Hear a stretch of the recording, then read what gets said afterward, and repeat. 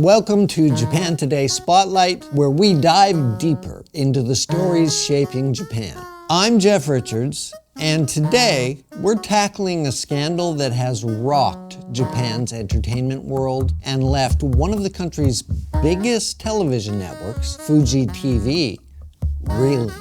If you've been following the headlines, you've probably heard about the allegations surrounding Masahiro Nakai, a former SMAP member and one of Japan's biggest and most famous entertainers, and how Fuji TV is facing accusations of covering up an alleged sex scandal. This story has become so explosive that more than 50 major companies have pulled their advertisements from Fuji TV, while other networks have erased Nakai from programs that were already filmed. What exactly happened? How did Fuji TV get entangled in this controversy? And what does this scandal reveal about Japan's entertainment industry as a whole?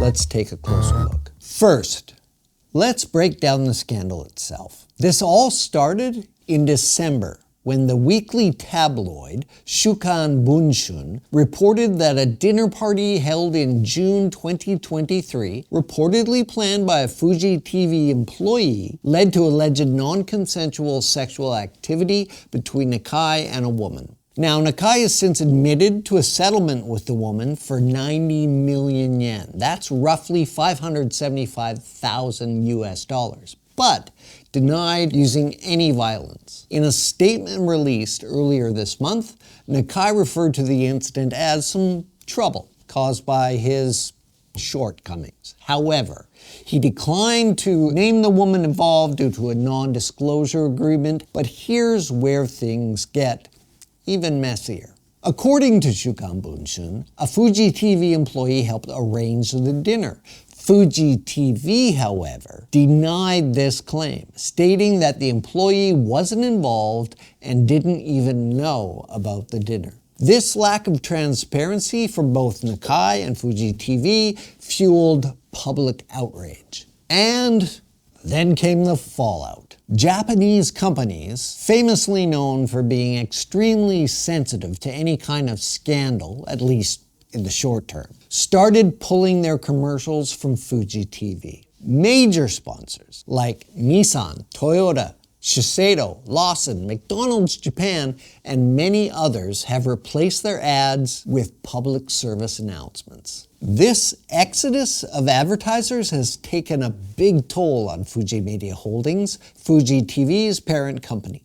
Its stock has fallen by 10% since late December. Even one of Fuji Media Holdings' biggest shareholders, the US-based Dalton Investments, is demanding answers. In a strongly worded letter, Dalton called for an independent investigation into the scandal. Dalton's letter doesn't mince words, but they did wish them a Happy New Year at the beginning. The uproar created by Mr. Masahiro Nakai reflects not only a problem in the entertainment industry generally, but specifically exposes serious flaws in your corporate governance. As a bit of a side note, notice that they are more concerned with the uproar created by Mr. Nakai, not Nakai's actions, because it's all about the Shibusawas, which is the Japanese Benjamin. Now, it's not just about this one scandal. The lack of transparency is eroding trust, not just with viewers,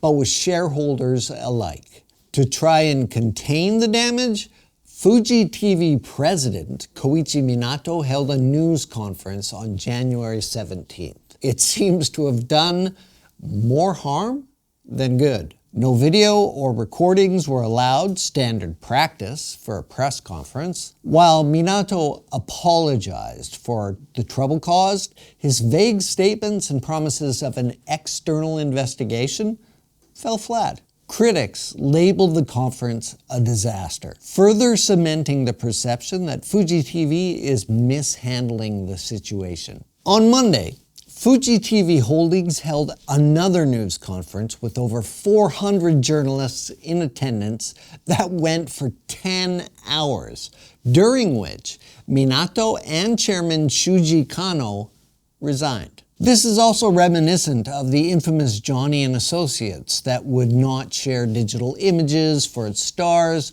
only had hard copy photos, etc. that would have to be returned, maintaining a really tight ironclad grip on any media narrative. And if the media wanted to use those images, they needed to play ball and not be critical. SMAP, of course, was Johnny's biggest breakthrough act.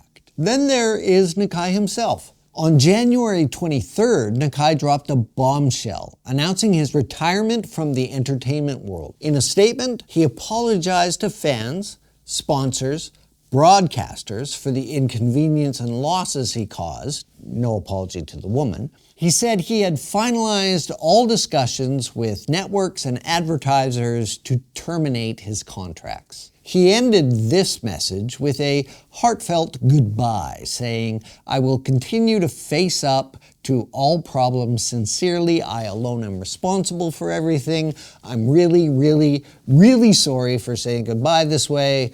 Sayonara." Nakai's retirement does mark the end of an era. He was a member of SMAP for nearly 3 decades and has been a fixture on Japanese television ever since. But it sounds like the same old, same old.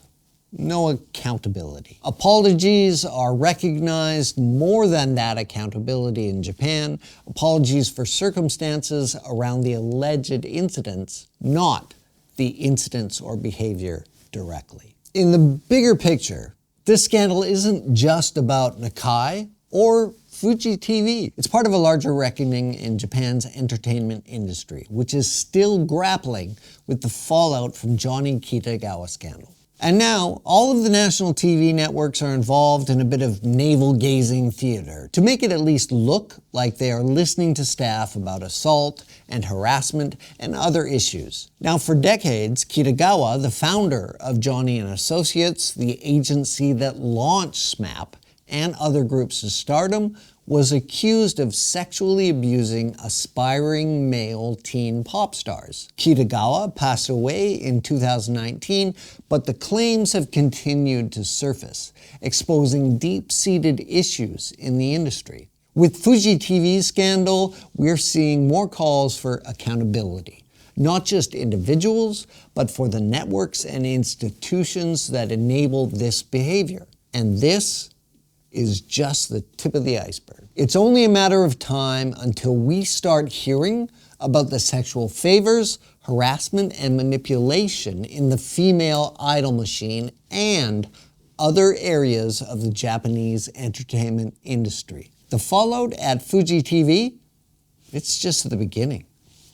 And that's all for today's episode of Japan Today Spotlight. As this story continues to unfold, and it will, we'll keep following it on the Japan Today news site. See us next time.